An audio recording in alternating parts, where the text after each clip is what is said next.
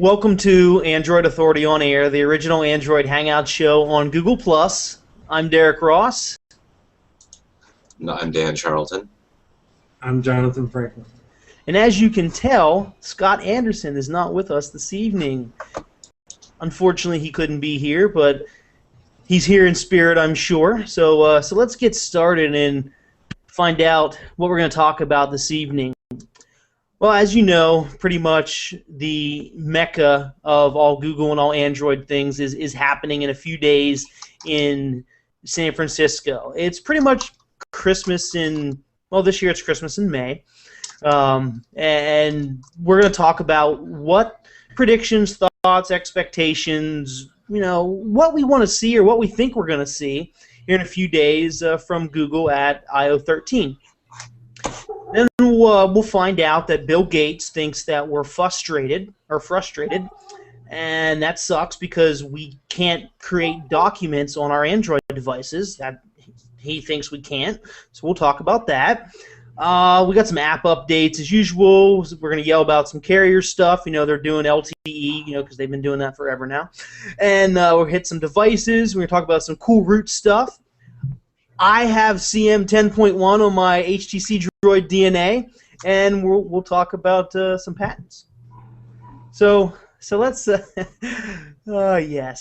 let's get started here. All right. So as we said, IO13 is in a few days. So what are we looking to see? What do we think we're going to see? What rumors and speculations can we put together, and hell, what do we want to see that we might not see? So Android 4.3, chances are it's coming, and chances are that's the version number. But version numbers really don't matter. It could be version 4.70.3. I don't really care. Version numbers don't mean anything. But we've seen various logs on our website as well as other Android news sites show Android 4.3 in the web log. So chances are that's going to be the version number, but like I said, that doesn't really matter. So what do we think we're going to see with Android 4.3? Well, we know that a few months back on code.google.com, Bluetooth Low Energy or Bluetooth Smart was referenced, and that's a big thing because what uses and what needs Bluetooth Low Energy or BLE? Google Glass. And right now, there's no official support for Android, so that's a big thing. I mean, HTC has their own, Bluetooth Low Energy stack. Samsung's doing HTC it, but has their own Bluetooth stack. Yeah, so and Samsung's doing it, but they're not the same. They don't work the same. So to have a unified stance on it, that's great. So we'll be able to have more Android devices support this down the road, since chances are they'll be using similar or the same code. So that's awesome. I'm excited for that. So we can highly speculate that that's coming. Since it was mentioned, it might, maybe, possibly be supported down the road. One thing I'd love to see that, unfortunately we can say that iOS does it better. iOS does do a thing or two better, not very many, but right now iOS backs up your app data. Yeah. So there isn't an official solution from Google to do this. Sure, your Wi-Fi will be backed up. It'll automatically restore all your apps from the Play Store. But, when you're on level 72 of Angry Birds, that's not going to be backed up unless you download a third-party app and do it yourself. So it'd be nice to see an official stance on that. What do you guys think? Is that something that you want, to have your data automatically being backed up? Yeah, I mean, I'd like to see a bit more of a unified approach from Google in terms of all of their data storage, right? You get usually around 10 gigabytes of storage in your Gmail. You get 5 gigabytes of storage in your Drive. You get unlimited storage in your pictures through Google+. You get another unlimited amount of storage for your contacts. You get another 20,000 songs worth of songs. It'd be nice if all of this was unified into Drive, just as separate special folders for each of these things that adhered to all of the different data limits. That way you could unify all of that stuff and have all of your data backups and have a lot more control over those backups. Because right now they sync sometimes, but it's not really clear when or how or where that data goes, and you don't really have any access to it after the fact. So if they exposed all of that and made it more, user-friendly and controllable, that would really give people all of that backup ability they need, as well as the unified access to everything through Drive. Yeah, that's a big point. Another thing that even Chrome OS does better than Android does there in terms of Drive is just Android needs a really good file manager from we think about how files are done in most of your desktop operating systems. If they had a file manager that really managed music and pictures, and because right now you're really depending on the independent apps to manage your media, like that, where a really good file manager would alleviate a lot of that problem. And no, absolutely. If it had like an open API where even companies like Dropbox, if you use Box or something, could all tie into that one place, it would be a big, really good thing for Android to have just as a stock option for anybody. Yeah, that'd be huge.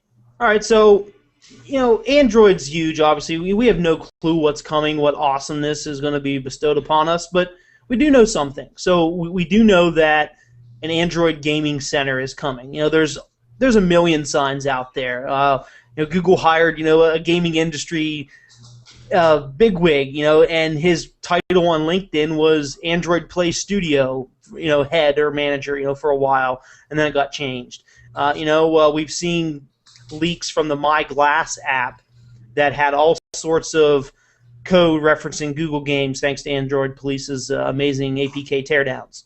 And thanks to a new APK teardown, the new Google Services app that the Google Services app, for those who don't know, is the little green G icon. It has all of your Google services inside it, such as Google Plus. For your Google apps. Yeah, for your Google apps. It's a one-stop shop for all your Google app settings, basically, and the Google Plus sign-in and stuff like that. So a new version started rolling out to people, and when you rip it apart, decompile it, and start digging into it, Android Police found out that there's all sorts of game stuff out there, and chances are that's how it's going to be delivered to you. They found stuff for notifications, matchmaking, leaderboards, achievements, invitations, and even cloud syncing your game data.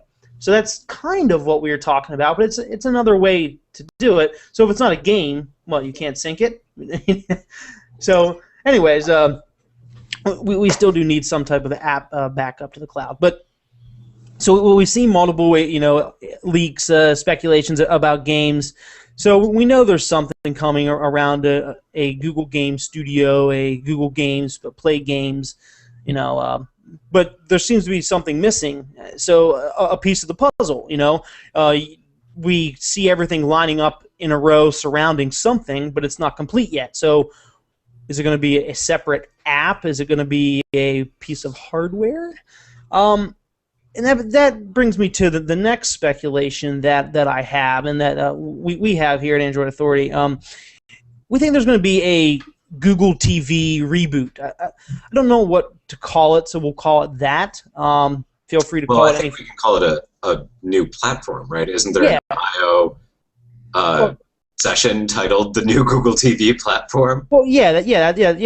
We see a session at I/O called the Future of Android TV, and it's a Google TV session called the Future of Android TV. So that makes a lot of sense. And when you read the description, it says learn how to develop on the new Google TV platform. So right there, that basically means that a new platform is coming, and it's maybe going to be Android. It's not going to be Forked Honeycomb anymore. And Honeycomb was Android. Well, yeah. Bad Android. So you start digging, you start thinking a little bit anymore, and there's tons of companies that have these little HDMI sticks that they call them Google TV, but it's not. And then we have and NVIDIA and their gaming device, and then you have Ouya and their gaming console. You have all these Android games in its actual hardware. So I don't think that it's the Android Game Studio or Game Center or Play Games is going to be all software. I think that we're going to see a hardware device, and it's going to be a Google TV reboot. I mean, all the signs are pointing in that direction. I think that that's going to be Google's answer to that, and I think we're going to find out here in a few days, and we're going to be pretty excited that Google's going to take over the living room that way. Since Google TV, as awesome as it is, it hasn't been adopted by the masses. And what is adopted by the masses? Console games. Mm-hmm. Everybody has Xbox, PlayStation, whatever. So I think that's where they're going with that. I don't know. I still think that that's going to be difficult for them to accomplish. If they want to go after the console market, they're going to have to do so by producing console-level games. If you want to have console-level games, you have to have console-level hardware to run those games. I don't care how good the Snapdragon 800 and the Tegra 4 and the Exynos, whatever comes after the Octa, are. They aren't going to be good enough to run what you can run on an i7 and a top-end NVIDIA graphics card. And Android really supports x86. There's no reason that they shouldn't try to attack a higher-end console. Well, there's still a slight hole, and I don't know if I can say this universally about Android, but I know that I can say this about all of the hardware that Android has to date run on. It's 32-bit only. Yeah. So, yes, it runs on x86, but I don't know if it runs on 64-bit. Is Android itself capable of addressing more than 4 gigabytes of RAM? I don't know. Find out. I guess we'll find out, here in the future what's actually happening. So some other speculations beside Android itself and besides new Google TV hardware, we know that Babel is pretty much coming, and chances are it's not going to be called Babel anymore. It's going to be called Hangouts, and that makes sense. The name makes sense. I really don't care what it's called. Like I've said, publicly before, it can be called. I won't say what I said it would be called. It can be called Poop Messenger, and I don't really care. I'm going to use it. The name really doesn't matter to me. It matters to other people, but that's just me. So, calling it Hangouts makes a lot of sense because Google is heavily driving Google Plus. Heavily driving Google Plus services home to users. So, calling it something that already exists, or expanding upon Hangouts even further to make it a unified messaging platform, then that makes perfect sense to me. What do you guys think about that? I think that makes sense. Yeah, totally, man. You have to build off of your previous, reputation there, and it's not like there's anything wrong with Google's current services. They're just too many of them. I mean, what I'm curious about is what will happen with Talk. That's what I'm curious about. Well, the thing is, Talk and Hangouts are kind of already sort of half-assedly integrated in that you can launch Hangouts now from Talk, right? Like you used to be able to do video chats and audio chats through Talk, and now they've replaced that functionality with Hangouts. So I don't think that it'd be really difficult to replace Talk with just the chat box that comes in Hangouts and have that just be minus the video, right, for just a chat only. But the thing is, they've already got integrated into Hangouts phone calls, so why aren't they integrating voice already? Yeah, it's also interesting because Talk is the one Google app that, of all the Google's core application suite on phones, is locked into the system partition on phones. Yep. And it's not in the market. Hopefully they have the foresight to make it able to be updated on the market easily for anyone. I would hope that any unified messaging comes just as an update to Talk, even if it's renamed and has a new icon, just builds off of that, because Talk... Well, I think that they would distribute it in a fashion that allows the Talk app to be suppressed, but otherwise the app itself would be downloadable from the Play Store. A lot of I think that might have to be how they handle it. I mean, because right now, think about it. So all these Android devices have Talk installed, and then now people go out and maybe it comes with Google Plus as part of the Google Plus Messenger, or it's a separate app. Who knows? However, it's going to be deployed. But So now people have talk. It might be confusing for people. What to use. That's easy to overcome, though. Well, you say that, but you're also smarter than the average bear. Yes, but so is Google. Okay. Right. All they have to do is distribute it via the market. Have the Play Store look at it as an update to Talk, and as a standalone app. If that's how it happens. When it downloads itself automatically for the user, it suppresses the Talk app that's in the system that they can't remove at that point. Dan, that makes sense if it's going to be alongside a replacement app. If it's going to be an upgrade to the current existing Talk app. Yeah, I mean, it'll be a standalone new app and replacement, but it'll be kind of the same way that Drive just suddenly replaced as an update Google Docs. Yeah. I'm hoping it really takes that route because... Yeah. Google knows how to code for the platform that they freaking designed, right? Like, they can make this happen pretty easily. Well, I guess we'll find out. So let's talk about some other apps. Gmail could be a lot better. It could look similar and act similar to Google Plus, with slide out navigation, so you're seeing all of your folders listed and they hide when you're not using them, and it could be slightly more colorful, it could be more holified, if you will. So I'd like to see a little, Gmail's very simple. I'd like to see it change a lot, like those renders we saw, maybe a month or so ago, where a fan put together some artwork and it looked a lot like Google Plus, but it was Gmail. I was a big fan of that. And John, I think you're going to talk about in here in a minute some things that happened along those lines, updating existing apps such as Google Shopper and Google Earth. But before we get to that, Maps. Google Maps, great, extremely powerful. We use it every day. We love it. But the iOS version is gorgeous. Not to say that the Android version isn't gorgeous, but the iOS version looks a little bit better.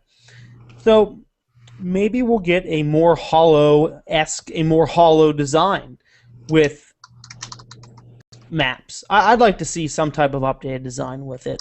The music is worth mentioning too. It's like the last of the honeycomb Tron. Yeah, how is this? How is music still look? Music hasn't been updated besides functionality since Tron Honeycomb. You've said it best. That it needs to get beautified. It needs cards. It needs to look like Google Now. And it needs to look like the new Play Store. Yeah. It also needs better functionality. It kind of sucks right now. And the last update to it actually made it worse. All right, so Google recently pushed updates for Google Earth and Google Shopper, and these new versions have the new slide-out menu, similar to Google Plus. So it looks like they're starting to update apps maybe to have that. But there's some menu inconsistencies that exist in current apps, and these new apps address some of that problem. So we're going to see more of this get fixed in the future. So right now, current problems with slide outs are nobody can really decide whether the action bar should stay anchored or should it stay should the action bar stay anchored when the slide-out menu is opened? So should you always have the action bar there or not? As the menus sliding in and out, sliding in and out. Some applications move the list out of the way as if the menu is underneath, it's hidden, and some make the menu appear as if it hovers over the main app. So there's a different implementation there. We really don't know. We need a guideline, Google. We need to say this is how you do it. Always do it this way. The up arrow, the up caret, is used as a visual indicator for both slide-out menus and also for navigating back the previous way. So you don't really know as if you hit back, is it gonna go back, or is it gonna just pop the slide-out menu back? There needs to be some type of unification there. Someone say, yep, this is how you do it. Always do it this way.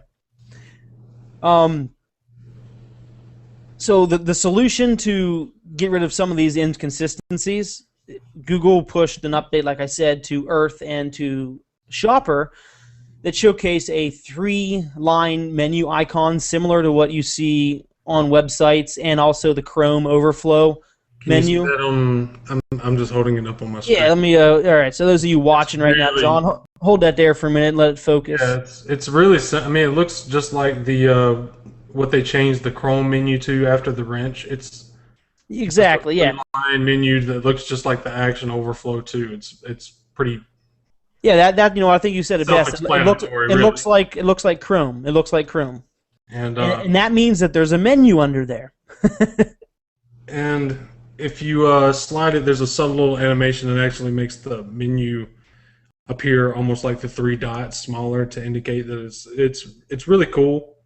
It hovers over instead of just popping the list out of the way. It just hovers straight over like that, and nice. It's a lot. It's just so it's nice. It looks similar to Google Plus, but better because the menu. The menu looks like a menu. Yeah, the menu is a menu. the menu's a menu, so you know when you're going to bring out the menu and when you're not. So maybe we'll see this new design come to Gmail. Maybe we'll see it come to everything. Everything, yeah. I mean, I'd like to see it come to everything. I'd like them to pick something and bring it to everything, not just to some things or most things, but to freaking everything. Well, a lot of Google apps have their own It seems like every different development team or designer has their own slight interpretation of the Holo UI, and each app is slightly different depending on what they want to do. So it'd be nice to have a guideline.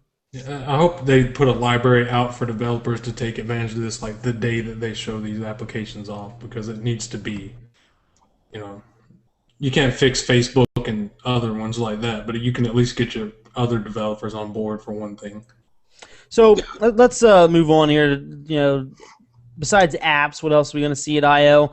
Well, I think wearable tech is going to be popular. I mean, obviously, glass is a big craze right now, and I think Google will show us some nice use cases for glass, such as apps. Make it more than just notifications and sharing a little bit of data here and there. Maybe we'll get some nice demos or some nice information about some new apps that are coming out specifically for glass to make glass more attractive to the general public. And there's also been some rumors about an Android smartwatch coming from the Android team. So that's interesting. I'm curious to see if that rumor comes to fruition. What about you guys? What do you think about a Android smartwatch at I/O? I'm not really wild about the smartwatch idea. Half the reason I don't wear a watch is because I have a smartphone. But if I do wear a watch, it's going to be an Omega Seamaster or something. I'm not going to put a digital device on my hand again. I mean, I just like the simplicity of having one device to have to manage instead of having multiple. Yeah, I don't need an accessory that's just a front end to my phone. It's not that hard to get my phone out. It reminds me of the days when you had an MP3 player and a phone and a laptop and all that. I mean, it's almost like they're trying to circle back around to that just because the hardware vendors are trying to dig to find something to make money on. All right, so I see what you're saying. You don't want a Pebble because Pebble is notifications and not a whole lot more than that. So what if it was stock Android and it did more? You could run apps on it. It was more than Google Now. What app am I going to run on something that's a freaking 1.5 inches across? Maybe you want to look at your tasks. You want to look at the weather. Yeah, but this is all still just basic front end, right? Like it's still going to be pulling the data off my phone. Well, we don't know that. I would assume so. It would pull it off your phone. Otherwise, Jesus, now I have an other data plan for some freaking other device. So, okay, so you know what I'd really like to see? I see what you guys are saying. I would like to see in the future the smartwatch do away with the phone. The smartwatch has my cell radios in it. It has GPS in it. It has Wi-Fi in it. It is my phone. and then I use glass to make all my phone calls. So I don't need a third device. I don't need a smartphone in my pocket. I have my smartwatch and my Google Glass, and that does everything for me.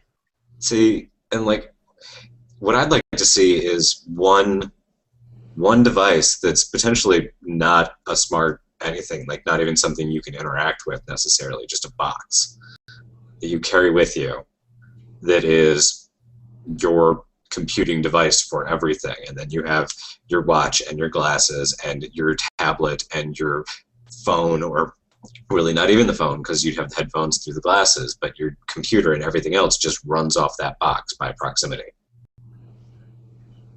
Your own little power cube.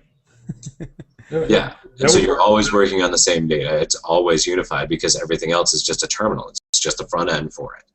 Okay. All right, so... Which would also make all of those endpoints a lot cheaper because they don't need to carry all the sensors and all the everything else. So in terms of hardware, chances are, rumors speculate that there's going to be some type of Nexus 7 refresh, a new Nexus 7, Nexus 7 reboot. Dear God, do not call it a Nexus 8. For that matter, don't say Nexus 5, and don't say Nexus 11 because those numbers don't mean a damn thing. Besides speculation on artwork and the internal numbering scheme for Google devices and Nexus devices, So I'm saying new Nexus 7 because I don't know anything else besides that. And chances, what's that? I'm saying no, calling it the Nexus 8 because it's the next number is just dumb because then what happens when, okay, so if the next Nexus phone is the 5 and the one after that's the 6, is there then going to be a Nexus 7 phone? Well, yeah, so what do you... No, it's the Nexus 7. What happens when the 7, 8, 9 runs up to 10? Well, that's because 6 is afraid of 7 because 7, 8, 9. 14. Right, but obviously they're going to have to do something to start duplicating numbers because they can't just keep incrementing them when they've already used ones in front of each other. Yeah, I think it's a silly... and then people saying it's based on size. Well, because the Nexus 4 is a... 4-point-something inch, and the next one is it's a actually 7. closer to 5 than it is 4, but whatever. And the Nexus 7 is a 7-inch, and then a 10-inch for Nexus 10. But that doesn't mean that the Nexus 11 is going to be an 11-inch. This conversation is making us more dumb right now talking about it. So let's get back to the Nexus 7 reboot rumors, specs, and leaks and spec sheets showing up online. So we're hearing rumors saying it might be a 1080p screen and it might have a Snapdragon processor. Now, Dan, I think there's some things you want to say about this Nexus 7 Snapdragon processor. Am I right? Well, we've been seeing rumors for a pretty long time now that this device is going to have a Snapdragon processor. And I've seen a lot of different rumors as to which Snapdragon processor it's going to have. Just the other day I saw somewhere running a headline about it having an S4 Pro, or the same thing that's in the Nexus 4. I've seen rumors about it having a Snapdragon 600, the same thing that's in the HTC One and the S4. And I've seen rumors very recently that say it's going to have an 800. I'm kind of skeptical about it having a Snapdragon 800 processor, though, because that is going to be a very top-end processor. And this is going to be a very priced low-end device. So I'd be very surprised to see the Snapdragon 800 debut on a $200 device. Although if it does, that would be a huge slap in the face of NVIDIA. I mean, that processor is coming out. This is just as talking. It's supposed to be coming out in devices that you can buy early third quarter. So June, July, August. And let's say the new Nexus 7 isn't available until June or July. Well, which makes it a year past the last one, the original Nexus 7. So that could make sense on its availability. But still, you're not going to get top-tier, high-end, processor straight off the shelf the exact same day that a budget tablet launches. It could show up in a Nexus 10 in the fall, but seeing it, I just don't yet. No. Yeah. One of our commenters linked this I'm not even going to try it, the last name there, asked which Snapdragon doesn't include a modem, and that's the S4 Pro, which is why I think that's actually a pretty legitimate rumor, because it doesn't include a broadband modem. It just includes Wi-Fi. So, I mean, that would still give them the freedom to pretty easily add any network support that they want, but it would also give them the ability to sell a cheaper version of it just by not having that hardware. And one of our commenters, is saying they like the Nexus 7 HD, if it comes with a higher res screen, and that's cool and all, but I think a simpler name is better. We don't need to start tacking on numbers to the end of it, especially when the current one is HD. Yeah, it's just 720p. Yeah. And then we start, getting into things like, Asus Nexus 7 4G LTE HD. We don't need to do that to the Nexus one. Let's keep it simple. Let's keep it clean. Let's keep it sexy. And yeah, in fact, I actually think that's something that Apple has done well with their branding, where they've done away with the numbers on the iPads, right? It's just the new iPad every time. And the we laugh at that, but I like that, Yeah. Hey, we're releasing this one device. We're releasing it every year. It's always called the same thing. And if you want the cheaper version, that you're getting last year's model if someone's selling you an iPad for cheaper. Yeah, you're getting the 2012 or the 2013, right? Just like you're getting a Camry. It's always a Toyota Camry. It's just what model year. Exactly. Yeah. You don't go out there. Oh, so what Camry do you drive? Oh, I drive a Camry 74. Oh. Right. Obviously not the same thing as one that was made in 2012. So you're driving a car that's 30 years old? No. This is the 74th edition of my. Right. Well, the other side is, even if you buy the same tablet 4 times that year, you're always getting a new one. Yeah. It's a new one every single time. It doesn't matter if it's the 4 or not. The next one's always newer than the last one you had. Yep. So besides a Nexus device, I think we'll see one. Chances are it'll be a new Nexus 7, just because the current Nexus 7 is almost a year old. So we're gonna have to see something to refresh it. And I want Google to let us know, make us want to buy the Pixel. I think the Pixel is very expensive, and it's not a device that everybody can afford. So make us want it. Do something with Chrome OS that is going to shock and awe us into wanting to buy the Pixel. Have all those bloggers out there that wrote the Pixel off about how it was horrible. Have them eat their words and say, "Wow, when they said this device was for what's next, they were right. This device is for what's next." I want that shock and awe to come with Chrome OS. Yeah, that would be nice. So, I think we've talked a lot about what we'll see, what we think we'll see, some speculation, some rumors, some thoughts on Google I/O. So what I want you guys to do that are watching live right now, or if you're watching later, it doesn't really matter. Let us know in the comments what you would like to see at Google I/O, if you think we missed something, or if you think we're absolutely crazy. And we will see a Nexus 5, damn it, and we will see a Nexus 8, and everyone is going to buy the Nexus 11. Or maybe you think it's the Nexus 420. It's not made by Samsung. I'm still gunning for the Nexus 420. I swear I am. You guys see that post I made earlier? Anyways, so Bill Gates, everyone knows who Bill Gates is. He needs no introduction. He took to the news media and he said, "Android users, you're frustrated." So what exactly did he mean by that? Well, I'm going to read you the quote here. He said, "A lot of those users are frustrated. They can't type. They can't create documents.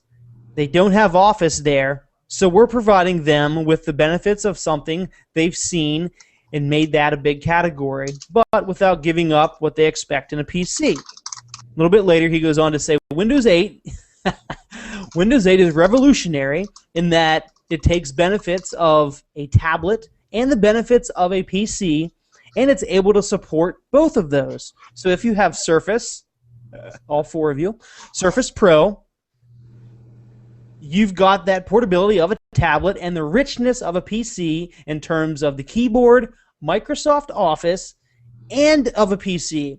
So, Dan, how do you feel that you've never been able to create a document on Android? No, I can't say that's true. In fact, I've done that. And my Transformer Prime is quite good for content creation. And hey, wait, supports a keyboard.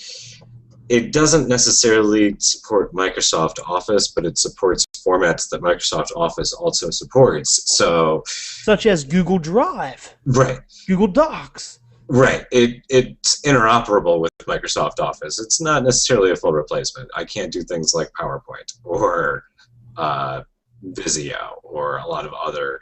But for basic word processing, the stuff the average consumer is going to use, it works great. So, John, are you frustrated that you can't create documents with Android? Well, I mean, there are so many platforms that can create documents, but Windows Phone 8 is the perfect example of how irrelevant the Microsoft Office argument is becoming to the average consumer. They don't even give a shit about it, to be completely honest. It's not a selling point anymore at all, and people are running to tablets because they don't have bloated software suites that confuse them, because most people, when Microsoft asked them what they would like to see come to the next version of Office, people would rattle off features that Office already had that they had no clue how to get to. So it's nice to say, oh, well, you can create this kind of stuff on there, but people just don't want to. They're not buying it for that. So yeah.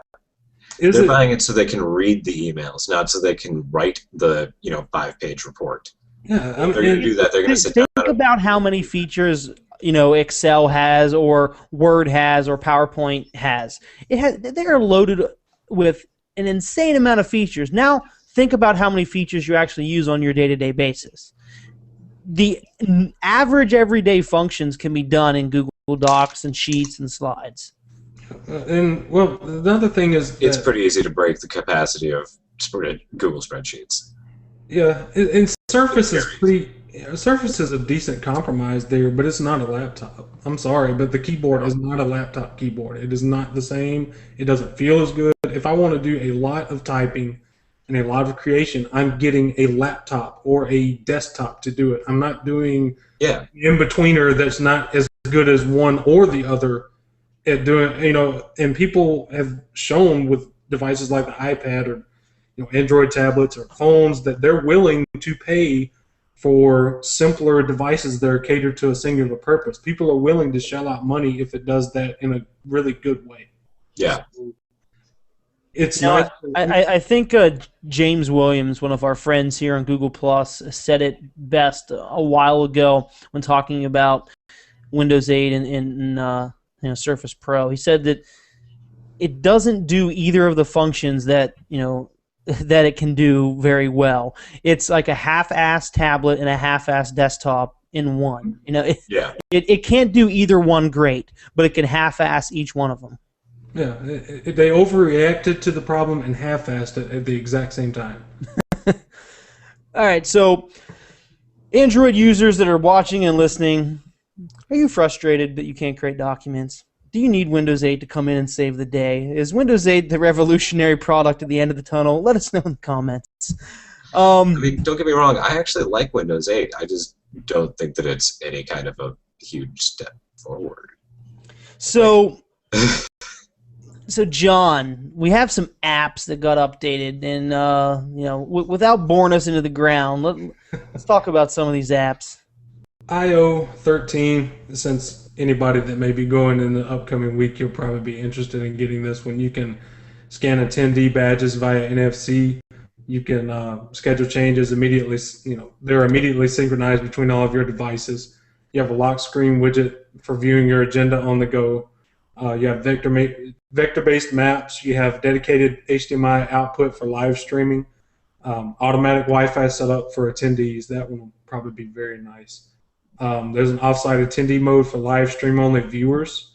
You can use Google Plus for login. It has support for viewing office hours sessions, and you have improved support for devices with RTL locales. So if you're going to I/O, make sure you update your application. It's got a lot of goodies in there, so you can make the most out of the conference.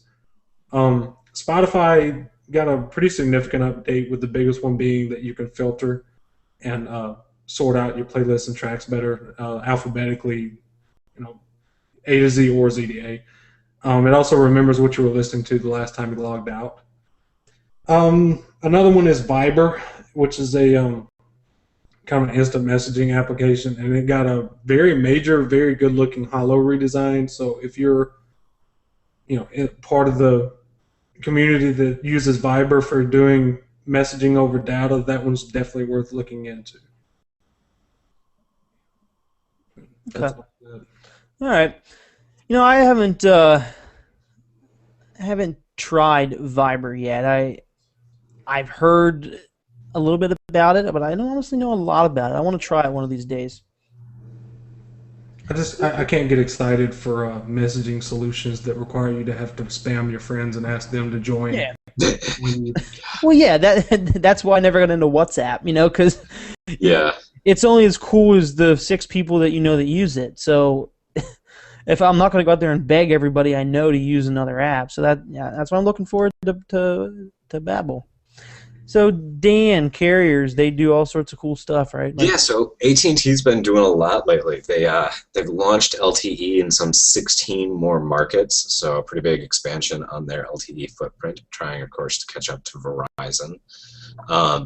Additionally, everybody's been a little surprised by T-Mobile's all-uncarrier, no-contract approach, and so AT&T is responding with their own no-contract subsidiary, I guess, called AO or AIO Wireless, except it's no LTE. It's going to be capped at 4 megabits per second on their relatively paltry HSPA Plus network. And you can get, for the low price of $40 a month, unlimited talk, text, and 250 megabytes of data. Megabytes of data. Megabytes. So that's not a lot. Yeah. So for $55, you can step that up to 2 gigabytes, and then $70 gets you 7 gigabytes. So that's their answer to T-Mobile's much more affordable contract, no contracts. Because there you'll get $70, I think, is their totally unlimited everything with, actual 4G speeds. If this included LTE, those wouldn't really be bad prices. No, it wouldn't be bad prices. If they had given you LTE. Right. And also, I don't get what also, if their HSPA Plus was as good as T-Mobile's. Well, the other thing is LTE costs them a lot less money to operate the network, so it doesn't make sense why they would put it on the network that costs. Because they can keep crying about the spectrum crunch and charge people more. So why not? Here's your plan. For the 3 people that'll buy into this, then... Yeah. So, John, what updates have come out? I know you have a Galaxy Note, right? Did your device get updated, or was it another Note? Ironically, on the 5th, Verizon pushed a 4.1.2 update to the Galaxy Note 2, but in Canada, the Galaxy Note, the one that's a year older, just got 4.1.2, so that's about what Verizon's on pace with, is year-old devices from Canada. So if you have the original Galaxy Note, you're going to get Jelly Bean 4.1.2, which includes a lot of improvements to Samsung's own applications, like you get the pop-up video browser, a lot of their premium suite, and even more important than that, you get the Jelly Bean features like Google Now and expandable notifications, and then it's a lot more buttery than what you had. So definitely an update worth grabbing. Is that nationwide, or is it specific carriers? That is a good question. I only have Canada listed here, so I would guess it probably. I would guess the majority of Canadian carriers are probably starting to get. I imagine the Note was probably like it was here where it was limited on what carriers it was carried on to begin with anyway. So, not too familiar with Canada, sorry. I guess we're going to have to get a Canadian correspondent. What we'll do is we'll talk to the guys over at Android Coliseum, and those guys are pretty awesome, and we'll start bringing them in here when we have Canada carrier updates, and they can cover that segment for us. You can also add a hockey news section for them. And in Canada news, here's Ryan Moore with the hockey update. So what other device news has there been, John? We've got a rumor, because LG has an announcement tagged for May 30th, and it's Imagination begins with a capital G on the banner, so second edition of the Optimus G may be coming up.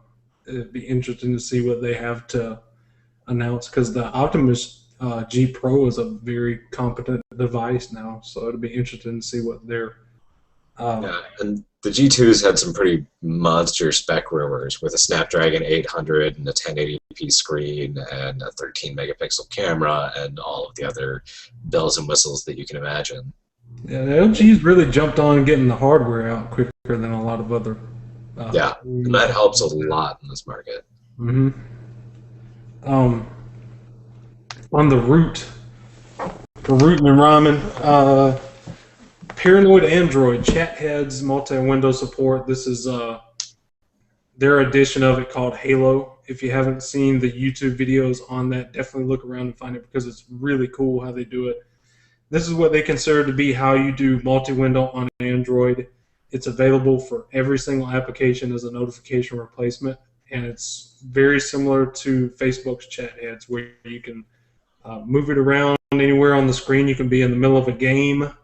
If you check a notification, it pauses the foreground application so you can handle it, and it uses their hybrid engine to only take up a fraction of the screen, kind of as an overlay. You do what you got to do, and you go right back to the foreground app and start it right back up. The development's really coming, pretty fast. They're pushing alphas out. They haven't really put the source code out for everybody that ports from a Nexus, but if you have a Nexus device, you can try this out, and it's really coming along very quickly, and it's the best multitasking solution on Android that I've seen so far. It's a lot better than things like Samsung's multi-window, because it's static. It's not, you're not sitting here controlling different parts of the screen. It's in one place. It's consistent, and it's really, really convenient. It's nice to see the innovation that's coming out of the custom ROM community and some of the ways that they're pushing the Android stack to do so much more than what it does out of the box. Whoever does Paranoid Androids, like the names for what they come up with, really needs a job with an OEM, because Halo just makes sense and it's just really cool. If that was on a sheet advertising in a carrier, that would just seem like a really cool feature to... Yeah. No, that's true.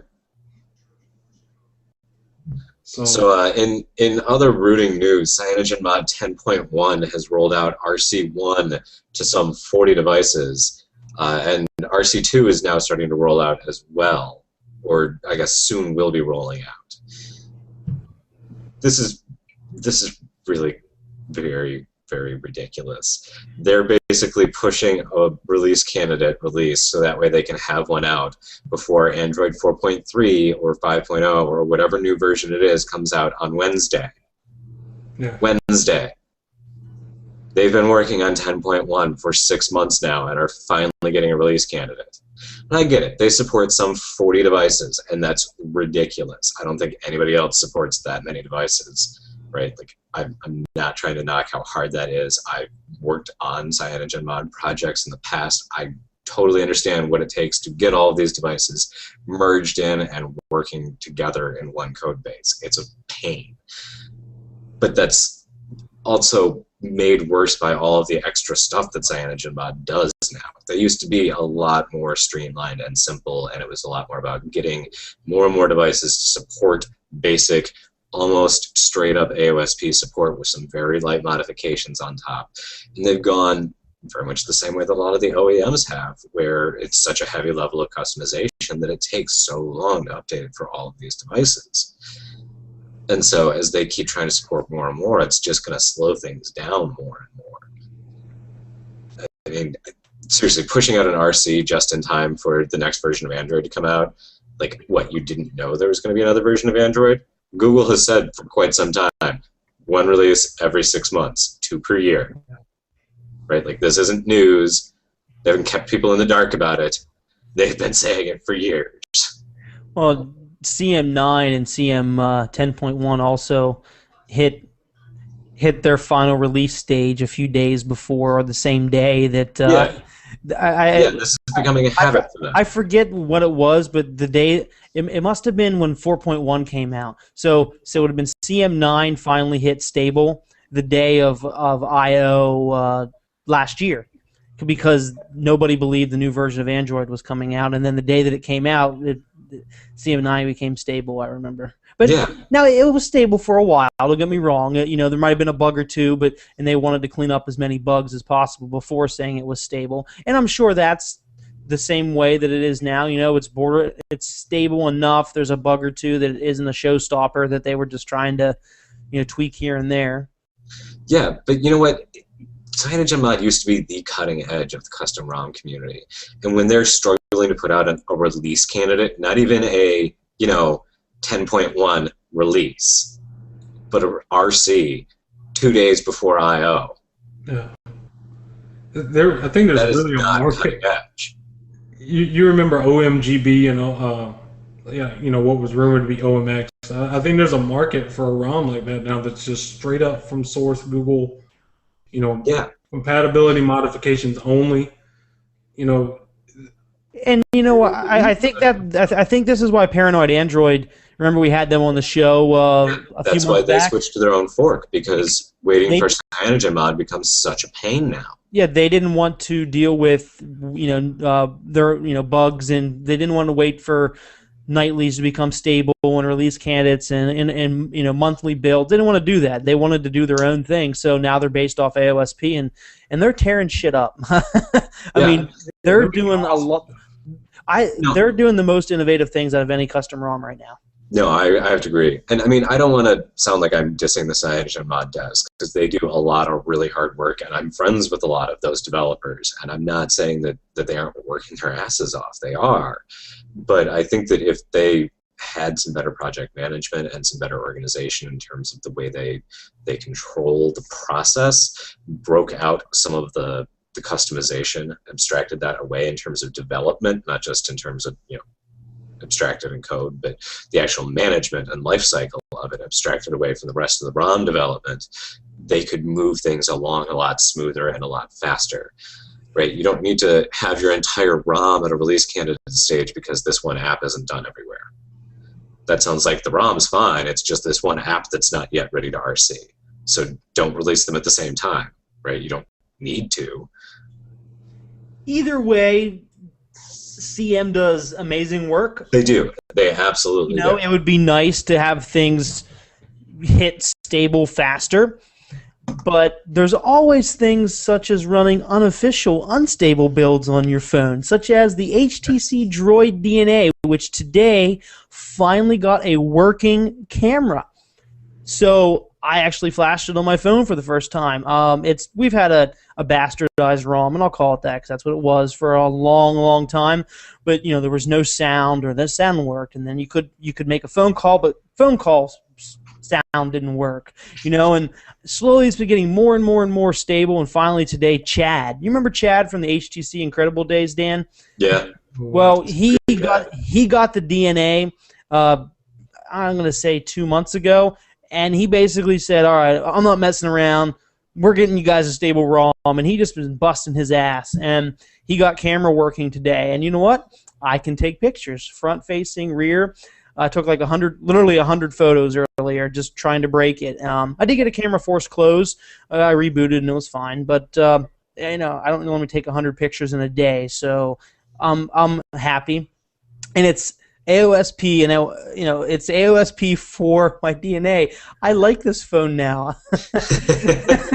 I I have hated this phone for the past couple months, but I actually like it now. And until Thursday rolls around, and then Thursday rolls around, and something happens, and we a new Nexus or the Motorola X phone rumors become confirmed, and then I'm like, no, I need this phone, but this I can. Okay, let me say this.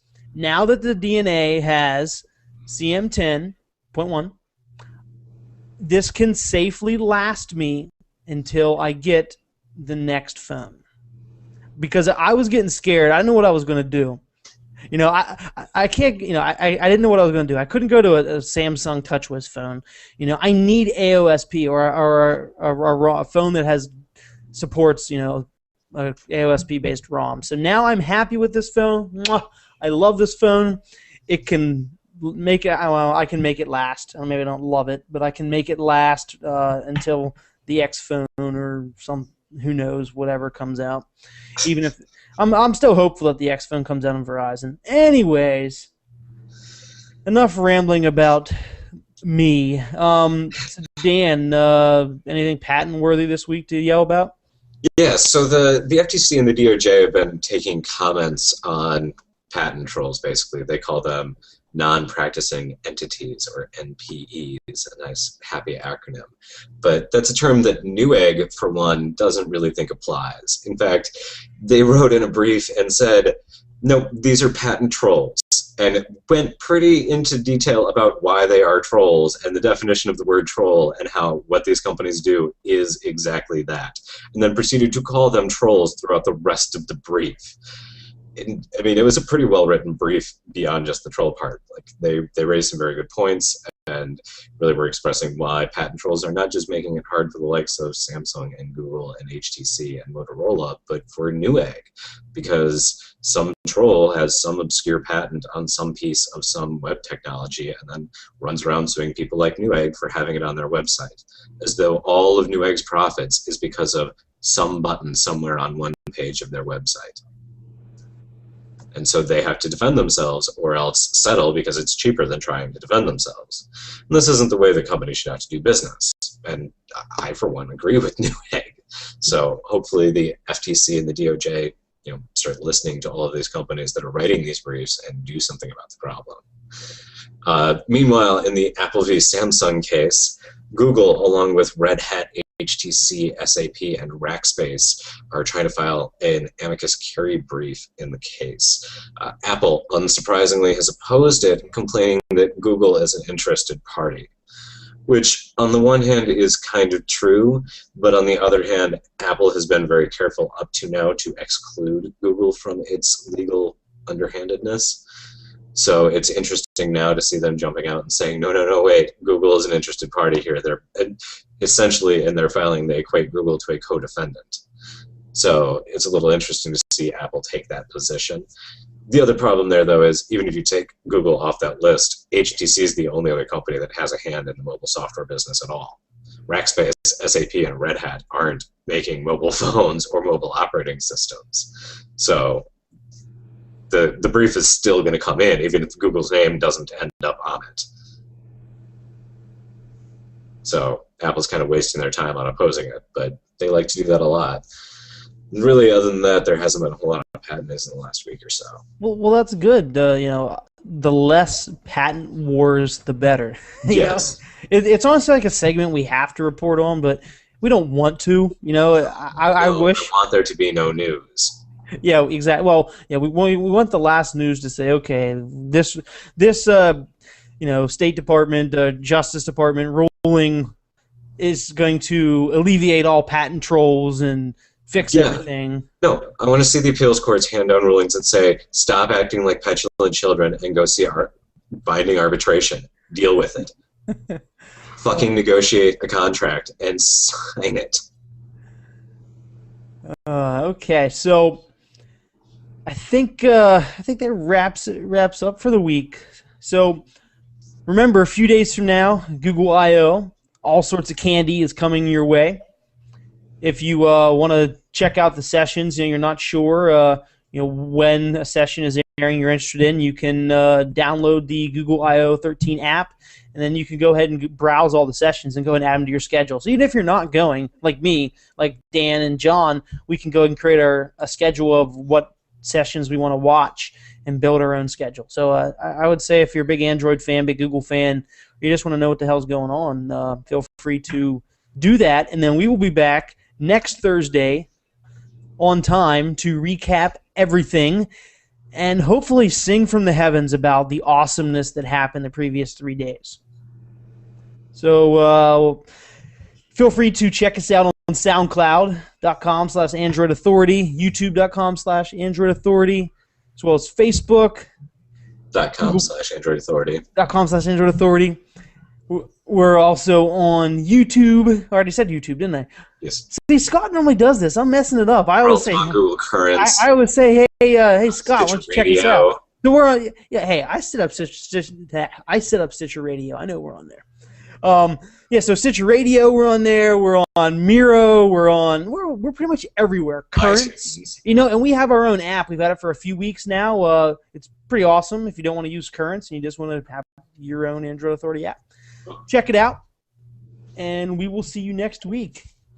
Have a good night.